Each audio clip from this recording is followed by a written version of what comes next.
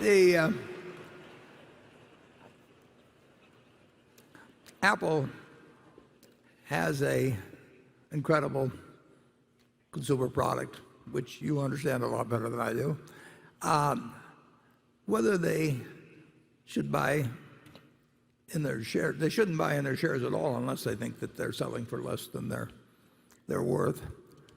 And if they are selling for less than they're worth and they have the money and they don't see an acquisition that's even more attractive, they should buy in their shares. And I think that that's because I think it's extremely hard to find acquisitions that would be accretive to Apple, that would be in the 50 or 100 billion or $200 billion range.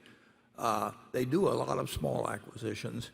And I'm delighted to see them repurchasing shares.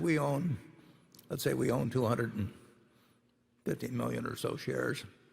They have, I think, 4,923,000,000 or something like that.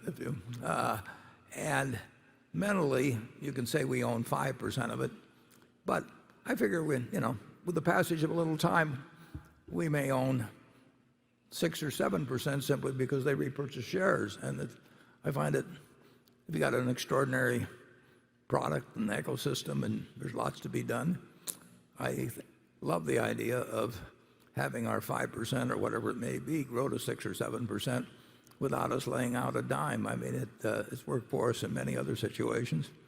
But you have to have some very, very, very special product, and which has an enormously widespread ecosystem, and the product's extremely stable. And they're not going to find 50 or $100 billion acquisitions that they can make it remotely a sensible price that really become additive to that. And they may find it, who knows? But there certainly, as I look around the horizon, I don't see anything that would make a lot of sense for them in terms of what they'd have to pay and what they would get. Whereas I do see a business that they know everything about, and where they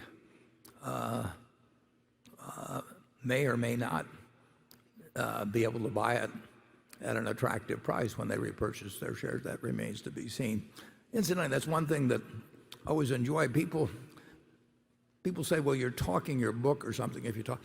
From our standpoint, we would love to see Apple go down in price. They're going to, well, just put it this way.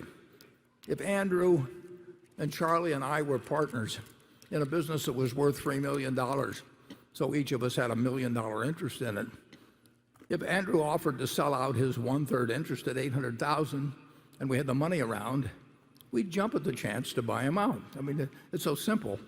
But people get all lost, and if he wanted $1.2 million for it, we wouldn't pay it to him. It's very simple math, but it gets lost in all these discussions. And of course, like I say, Tim Cook can do simple math, and he'd probably do very complicated math too. So we very much approve of them repurchasing shares.